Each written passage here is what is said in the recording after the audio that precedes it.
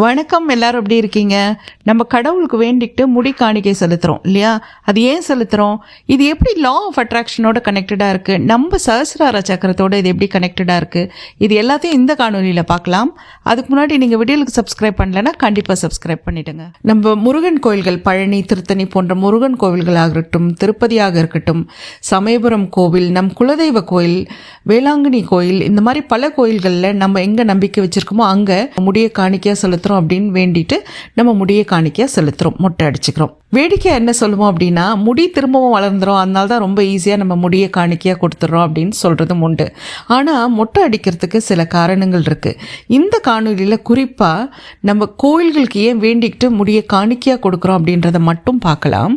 முடி அப்படின்னு சொல்கிறது அந்த காலத்தில் மன்னனோட கிரீடம் அப்படின்ற ஒரு பொருளும் இருக்குது. முடி சூடிக்கொள்வது அப்படின்னு சொல்லுவாங்க இல்லையா, நம்ம கேள்விப்பட்டிருப்போம். அந்த காலத்தில் ராஜ்யத்தை துறந்த மன்னர்கள் துறவியாக போகும்போது முடியை துறந்துருவாங்க அப்படின்னு சொல்கிறது உண்டு.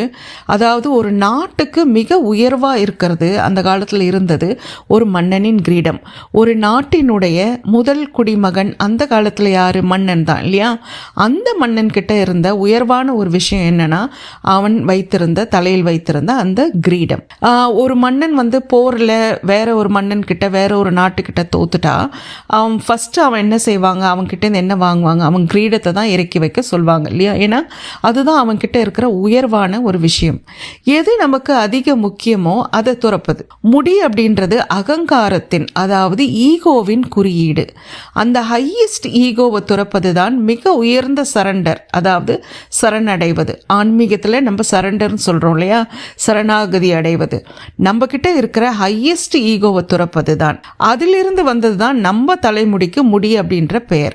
அந்த அடிப்படையில் நாம் இன்னைக்கு நம்ம முடியை காணிக்கையாக கொடுக்குறோம். அந்த அடிப்படையில் தான் ஒரு கம்ப்ளீட் சரண்டர் அப்படின்னு சொல்லலாம். நம்ம வெளி தோற்றத்தில் நம்ம எல்லாருக்குமே அழகுக்கு முக்கியமாக நம்ம நினைக்கிறது நம்ம முடி தான் இல்லையா? பெரும்பாலும் நம்மளை அழகாக காட்டுற அந்த முடியை எடுத்துட்டா நம்ம அழகு குறைஞ்சிரும். அப்படி நமக்கு மிகவும் பிடிச்ச ஒன்றை வேண்டுதலாக இறைவனுக்கு சமர்ப்பிப்பது தான் மொட்டை அடிச்சுக்கிறது. இந்த சரண்டர் நம்ம முன்னாடி பார்த்தோம் இல்லையா? முடி காணிக்கை இல்லைனாலும் நமக்கு நடக்க வேண்டிய விஷயம் நமக்கு நடக்கும் அப்படின்னு சொல்கிறவங்களும் உண்டு. ஆனால் உளவியல் ரீதியாக நமக்கு பிடிச்ச கடவுளோட நம்மளை இணைச்சிக்கிறது, வேண்டிக்கிறது, இதெல்லாம் ஒரு சாலஸ், அதாவது ஒரு ஆறுதல். அதாவது நம்ம அம்மா மடியில் தலை சாட்சி படுக்கிற ஒரு ஆறுதலை அது தரும். நிறைய சவால்கள் நிறைஞ்சு நம்ம அன்றாட வாழ்க்கைக்கு இந்த ஆறுதல் நமக்கு பெருசாக உதவும் அப்படின்னு தான் சொல்லணும்.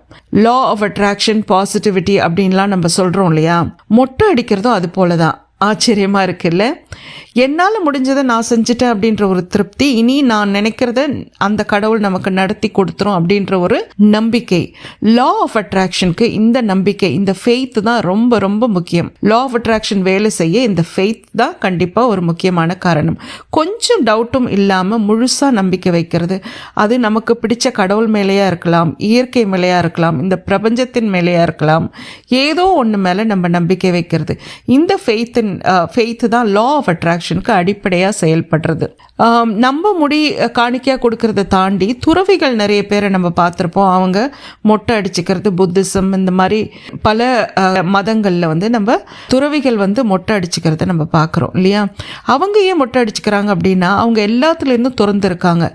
அழகுன்ற ஒரு விஷயத்தோட இல்லையா? அதையும் அவங்க துறக்கணும். அதனால் அவங்க முடிய கூட அவங்க வந்து துறந்துடுறாங்க, முடி தேவையில்லை அப்படின்ற ஒரு விஷயத்தினால. கூடுதலாக மொட்டை அடித்தா சஹஸ்ரார சக்கரத்தோட ஆக்டிவேஷனை நம்மளால் உணர முடியும் அப்படின்னும் சொல்லப்படுது. அதனால தான் நம்ம சில கம்யூனிட்டிஸில் பார்த்தோன்னா, நீங்கள் பார்த்துருப்பீங்க, லௌகீக வாழ்க்கையில், அதாவது வாழ்க்கையை நம் துறவியாக போகாமல் லௌகீக வாழ்க்கையில் ஃபேமிலி லைஃப்பில் இன்னும் இருக்கிறவங்க, அவங்க வந்து தலை ஃபுல்லாக மொட்டை அடித்தாலும் அந்த சஹஸ்ராரம் இருக்கிற அந்த உச்சந்தலையில் முடி வச்சுருப்பாங்க, ஒரு குடுமி மாதிரி போட்டிருப்பாங்க இல்லையா? That is one of the reason. முடியை நம்ம காணிக்கையாக கொடுக்குறோம் அப்படின்றது குயிக்காக நம்ம இங்கே பார்த்தோம் இல்லையா? இந்த விளக்கம் உங்களுக்கு பிடிச்சிருக்கும் அப்படின்னு நினைக்கிறேன். கேள்விகள் எதாக இருந்தால் சொல்லுங்கள், கருத்துக்களை பதிவிடுங்க, லைக் பண்ணுங்கள், ஷேர் பண்ணுங்கள், சப்ஸ்கிரைப் பண்ணுங்கள். நான் உங்களை அடுத்த காணொலியில் சந்திக்கிறேன். நன்றி.